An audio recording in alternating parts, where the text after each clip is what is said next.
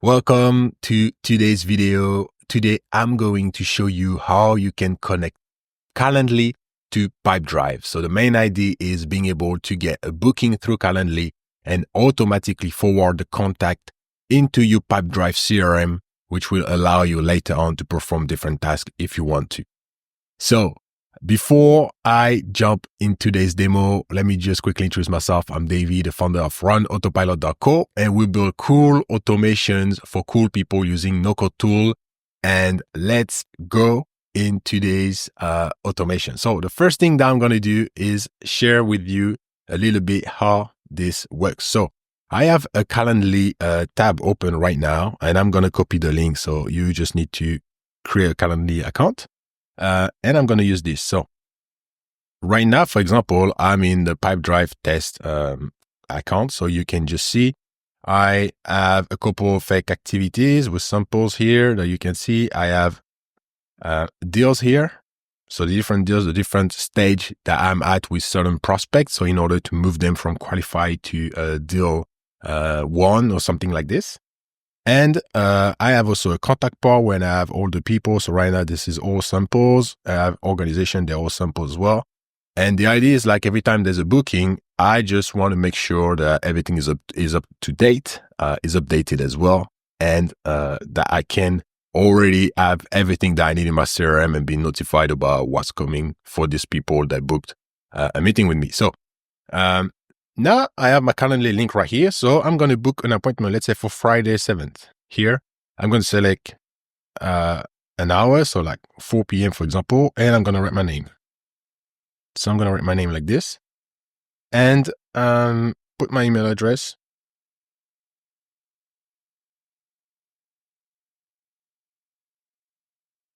So I'm going to select, for example, Friday 7. I'm going to pick 4 p.m. and now I can put my name. Here, I'm going to put my email address, right? And here I can share some details about this meeting, what it's about. So I can just say test for this case. So I'm just going to say test. And now I'm going to schedule the event. So now I have the confirmation immediately from Calendly that this meeting has been scheduled.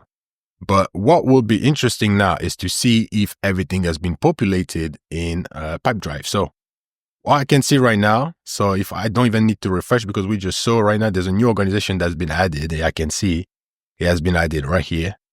Here I have another person that's been added, which is me. All right. Then if I go to the deal section, now I can see that I have been added as well here in the demo schedule. And there is an activity that has been set up as well. So if I go to my activities, now I can see I have an activity here, which is my calendar that has been updated with this demo schedule. So if I go to my calendar for Friday 7, now I can see there's a demo that's been scheduled.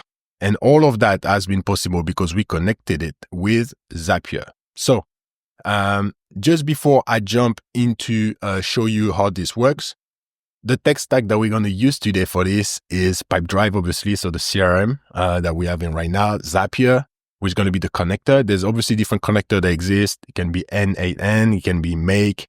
You pick the one that you want. And Calendly, obviously for this, but that will work as well with any type of calendar. As long as there is a connector as well, you'll be able to perform kind of the same task. So the logic remains the same, even though the implementation will be slightly different. So with that being said, about the overview, so the flow is pretty simple, right? We're not gonna go to do something crazy today. This is Calendly to Pipedrive, and we're using Zapier to help us doing this. So it's going to be pretty straightforward. And let me show you now how this has been built in Zapier. So here, this is the Calendly module. And this Calendly module, basically, we are going to use it as a trigger. So that's going to be the first thing that we add to the step. And we will connect Calendly through Zapier with our account. So we will then just select the trigger event, which is created invitee. So here you have 3 different options, right? Invitee cancelled or invitee no-show created. So we select the invitee created, we connect the account, and then in configuration, we select the scope, which is user. Then we can test the module. And then when we test the module, basically, so we can first look for the record that we just had, so which is this one. So the one that I just did, right? And then I continue with the selected record. So we'll be able to move to the next step now. So once this is done, what do I do? So what I like to do, which is not mandatory, it's up to you really, but I like to have a CRM where everything is clear, where all the name, the surname, everything is like capital letter, and that's it, right? It's like everything is harmonized, and I don't have like just a name that is completely capital letter. The other one has no capital letter at all. So I like to harmonize everything. So for this, I'm adding a formatting module here in order to extract the name. So formatted by Zapier, that's the module that we need to add. The action event will be text. And then we will configure it by splitting the text. So basically, when we receive the, I'm going to show you right here, but when we receive the name of the invitee here, you can see this is just one block. So it's not divided. We have the name and the surname in the same block, which is kind of annoying because in the CRM, we like to have like name, surname, and be able to use them whenever we want. For example, to personalize emails. So that's what I like to do is like use the function split text. So I'm going to split this, and the separator here, it seems like it's empty, but it's not empty. The separator is actually a space. And I put a space because I want this module to separate the name and the surname. And the only way to know is because there's a space in between. And then here I'm going to select first because when it's split, I want to get only the first part of it, which is going to be the name, right? And so if I test this, for example, so if I test the step right now, I can see that my input was my full name, but my output will be just my first name. So this is great. So now I can move to the next step. Next step, I'm adding another module, and this time is to capitalize the letter, right? I like when it's clean. So I'm just going to add this module. Once again, it's about text. Then we're going to configure it. So the transform will be capitalized. So this is already a function that you find already among all the different options. The input will be the name that we just extracted before, okay? And then we will be able to run a test. So as you can see in the previous step, we adjust my name that has been split up. Right now, I wrote it correctly initially, but if I had written it like with capital letters, here would be just David with capital letters. And now if I run the step, now I can see the output is identical, but he would have formatted it exactly this way, which is great because now we know everything will be created the same way. So now I can continue. And now I'm doing the exact same thing for the surname. So for the surname, same thing. It's a text module. I'm going to split the text. I'm putting the same input to inviting name. The separator is still a space.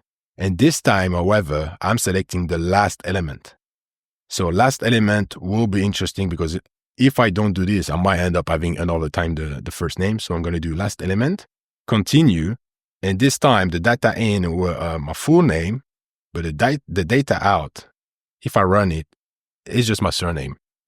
So this is good. We move to the next step. Next step, it's actually a copy of what we had before, which is formatting the first letter to capitalize it. So we keep the same logic, capitalize, input is right here. Then we run the test. So data in is Marshall like this. Run the step and the output is like this. So this is harmonized. Great. Now I'm happy. I feel relieved and I think this is great. So now what is the next step? The next step will be about the company name. So we want to extract from this, from those data. I want to extract the company name, but what's happening here is I do not have actually a company name if you look for it. So, where is it? Company name right here. So I want to extract once again the text, but the only element that we have in the Calendly module will actually be the email. Because if you think about it, when you look at the Calendly, we just had like the invitee name, we just had the email, and that's it. Basically, I just had like the answer to the question, which was like, what do I need to know for this meeting? But there's nothing for the company. So I have two options right here.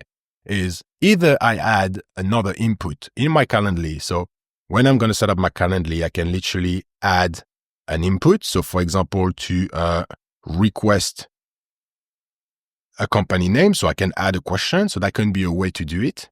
Another way to do it will be to actually use the email in order to find the company name right now. So here, for example, I know that I can use runautopilot.co and that will already give me the website, which is great. So this is what I'm going to do for this example. So we selecting the the text module once again, like to the formatted by Zapier text, configure. So we're going to extract the pattern. So this time, because we know that we're going to have an email, we need to look at the structure of an email in order to understand what do we need to extract. So what we need to extract here is basically this little pattern. So this pattern allows us to basically look for the at sign in an email, get rid of everything that is before, and to extract everything that is after except the dot. So the dot will be the limit here that we have, and we just want to extract the words between the at and the dot. And so by doing so, we will be able to just have the company name right here. So this is the way it's written. So this is just like the pattern. So you can have a look of the Python regular expression in order to do so. And this is a perfect example to how to use ChatGPT where you do not know something. You literally go through the documentation, copy paste documentation, and you said, okay, I have an email. I just want to extract this part of the email. Write me the regular expression.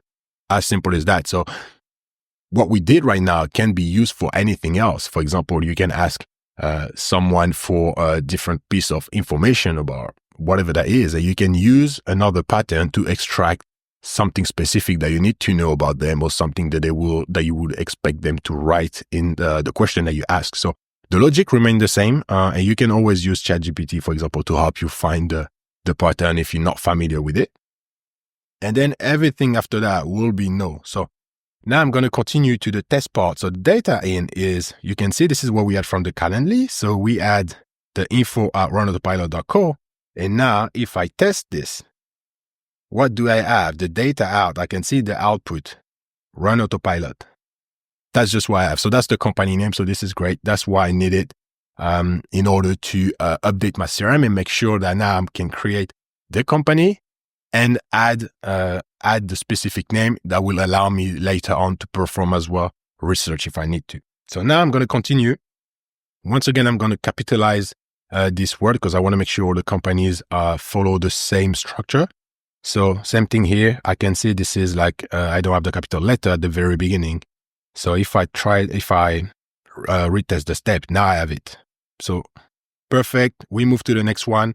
And now we're going to add the first Pipedrive module, because this is the end goal of this, was to obviously add everything in Pipedrive. So what is the first Pipedrive module? The first thing is we want to check if this organization is not already part of our CRM. So for example, here, I'm going to connect the Pipedrive module with my Pipedrive module within my Pipedrive account in Zapier. And the action will be find organization, right? Then I'm going to configuration and I will search the company by name, because this is more likely that the company will have a name in my CRM. There's almost no chance that you have a company without a name. That makes no sense. So using the name will be a great way to find already if there's like a match, and you have the possibility to do a similar match or exact match. I would always recommend to keep the exact match, because that's just the most straightforward way to know if you have already this company. And so what we're going to do, so we're going to filter the search by the name and by the output that we have. So we will add the output that we have from the capitalist company, right? So I'm just going to click this. This is basically where I add the output. And I'm using this as the search term in order to see if there's already something that exists. If it finds it, then that's good. That means I will not need to create a second time this organization. However, if the organization is not found, then here, by ticking this box, I can create a new organization and I will add the name that we just formatted before. The owner will be the owner of my Pipedrive account, so it will automatically appear here. I'll be able to select the person I want to. I can then add an address. In this case, I will leave it empty because I don't have it in my Calendly. And I can add a label, for example, if everybody that's booking a meeting through Calendly are cold lead, or they at a specific state, or you have labeled them as something very specific. This is the place where you can select it. And then you can continue and we can just test the step. So that's the data that we have. So right now, we should be able to find already the company because I've already been created. So when I'm going to run this test, I can see here that the Zap data was found is on true. So true meaning that there's already a company that exists, so he hasn't created a new one. So this is exactly what we wanted it to do. This is great. So now we're ready for the next step. The next step is find a person. Maybe the company already exists in my Pipedrive, but what about the person? So the person is the contact that you have within this company. And you might have already a company, but maybe you were in touch with someone else, someone different, or maybe already this person you've been in touch with like a few months ago and you forget about it. So once again, we're adding a Pipedrive module, find the person. So here, that will be the action event. We will configure it and we will search this time by email. So why are we not using the name? Because you might have other person having the same name or the same surname. That can happen, right? It's not common, but it can happen, especially for the name. But for the surname, it can happen as well. And you do not want to risk it. You don't want to risk to attach the wrong person to this new lead, to this new deal. So in this case, we will look for the email because the email is something unique that actually you are sure that if you find the email, that means that this is the right person. So we will use the email as an input. And as you can see, we select the email from the Calendly part right here. So we can select it and add it directly in the email section. And the search type will be, once again, exact match. We do not want to have something kind of similar. We want it exactly the way it is written. And if it's not found, then we can here create a Pipedrive person, right? And so what we're going to do in this case, in the name field, we will add the name that we have created before right here, the surname that we have created before right here, and we add both of them. And in between, there is a space. I've put a space in between just to make sure that they will be able to be readable, because otherwise both will be stuck together, which is not good. So I'm just adding a space. I select the owner. And for the organization, guess what? We will take the organization that we just created before. So we can see here the module, and we can come and select the ID that we just had before. So once I select the ID, it will be able to match this person with this organization that we've just created or that we found at the previous steps. The email, we already have the email. So the email is coming from the Calendly module. So once again, we select this part with the Calendly module and we click on the invitee email. Now that this has been attached, based on what you ask on the Calendly, you will be able as well to add the phone number, for example, the label. If you have created a label in your Pipedrive, then you'll be able to also add the label for the person and the first name and the last name. And in this case, we will use the value that we split before. So I'm going to go as well here into the capitalized name, select the first name, and then for the last name, the same thing that I'm going to do with the capitalized surname right here, and I'm going to select the output. Now this is done. I'm going to continue and I'm going to test. So if when I test this, I'm going to have true, because now that I've already created the contact, it's not going to create me twice. It's just going to look through the database. And here we can see, once again, Zap data was found is on true because I already exist. I just created the icon before. So this is great. And now we're ready to move on. And now we are going to do the same thing and find a deal. So why do we find a deal? We find a deal because right now we're currently at the stage where someone is booking a demo for your product, for whatever that is. But what we do not know is maybe the demo is already a step ahead of your entire customer journey, which means that before people book a demo, maybe you just want to do cold outreach. You just want to have a response from them and see like if they can be interested.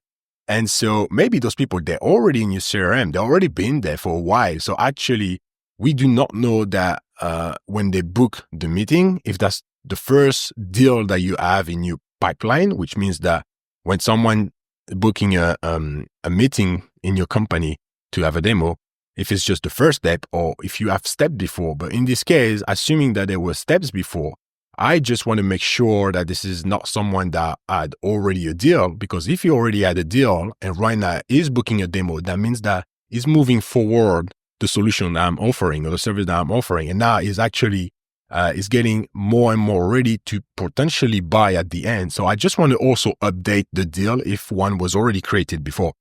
So that's the reason why here we had this module about find a deal in Pipedrive. And this is the action event that we will select. Then we go to configure, and now we will look for this deal by the contact person. So I want to retrieve all the deals where this person is involved. So then I want to make sure that if this person had already a deal created before, then I'll be able to update this deal and make them move forward. So if you remember well, here in my Pipedrive, I have the different deal here. So this is the deal section. Here I have qualify, contact made, demo schedule. And here, for example, demo schedule is in the middle. That means it's like literally is someone that's moving forward the moment to buy my solution. But before, they needed to be qualified. And maybe I was in one of those pipes right here. And so that's the reason why we perform this task.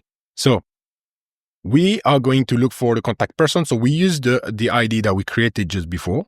So you can see right here, the steps before, step 9. We will use this ID. We use the exact match. And if it's not found, then we will create a deal in Pipedrive. So to create the deal, what I like to do is, first of all, provide a title with a specific structure. So always having the demo schedule here, because then I know when I'm looking at my pipe or when I'm looking at the calendar, I know exactly what it's about. So I love to put this structure. Obviously, you're free to do the way you want to, but this is something that I always find super useful and a clear way to know what's happening. Then I'm going to add the name. So in this case, I'm using the person's name from the previous step right here. So I have the full name, and I like to also add the company name. So then I added just @ and here I'm adding the company name. So then I know when I have a meeting, I know who I'm having a meeting with. And so for the creation date, I'm going to use the date that we have in the Calendly right here in the event start time. So this is what I'm selecting. The status, I'm going to leave it on open.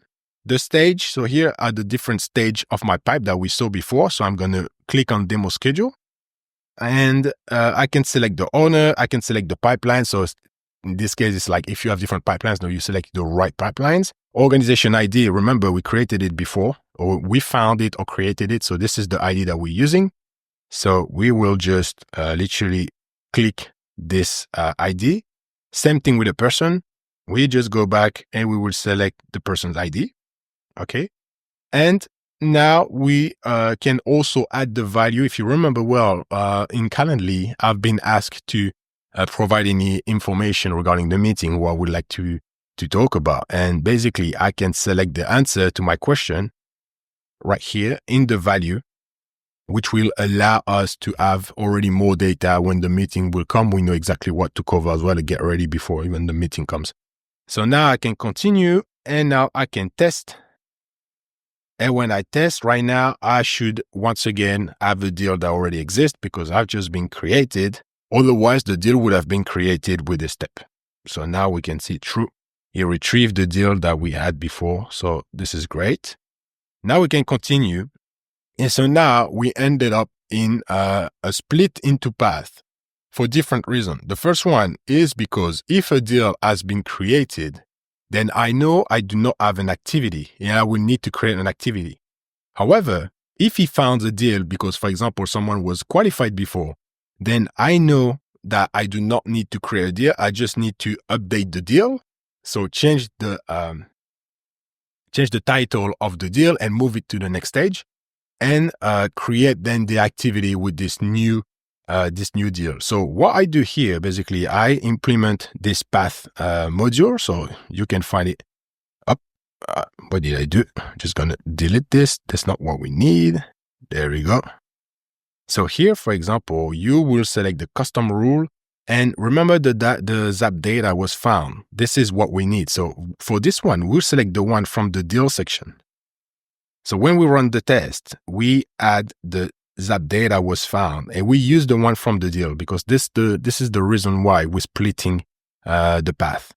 So here is going to be true. So I rename here, I say true. And if it's true, then I want to update the current deal that I have.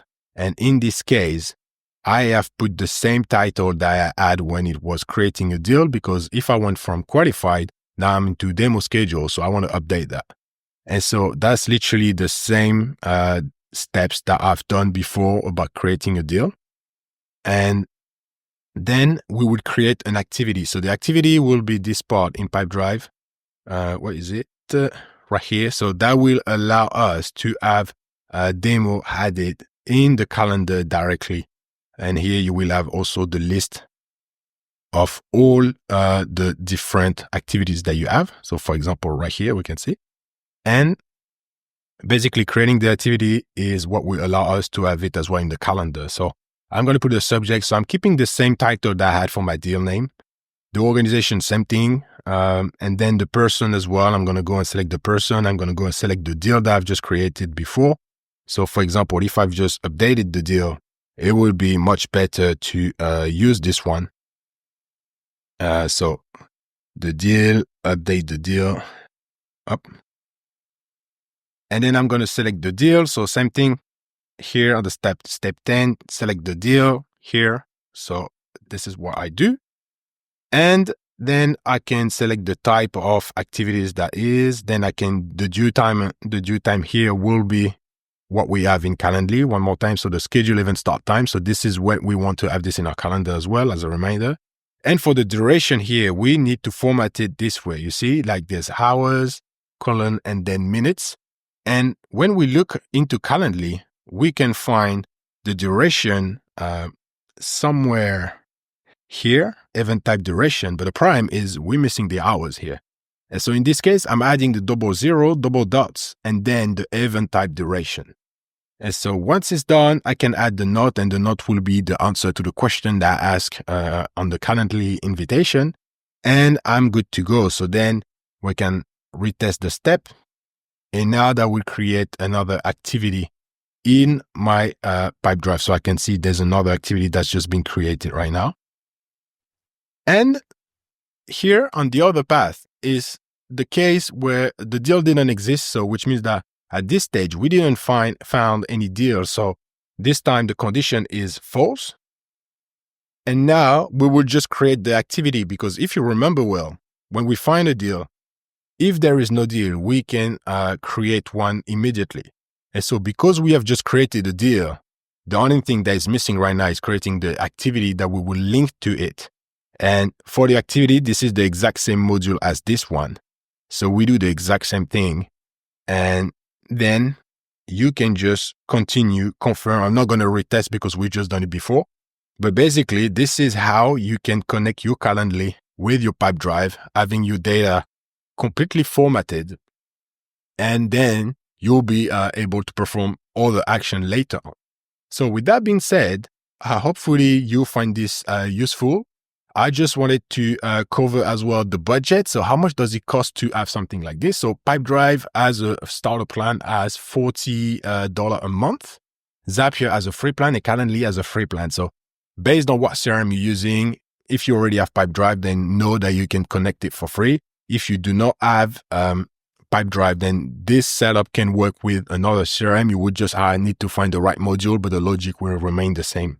And the last thing that I wanted to say about the takeaways maybe for this type of setup is this is pretty easy right now. If you're new to this and you feel like overwhelmed, don't worry. Just follow this step by step, and you'll see you'll be able to make it work. And that's going to smoothen your entire business to have this integration made.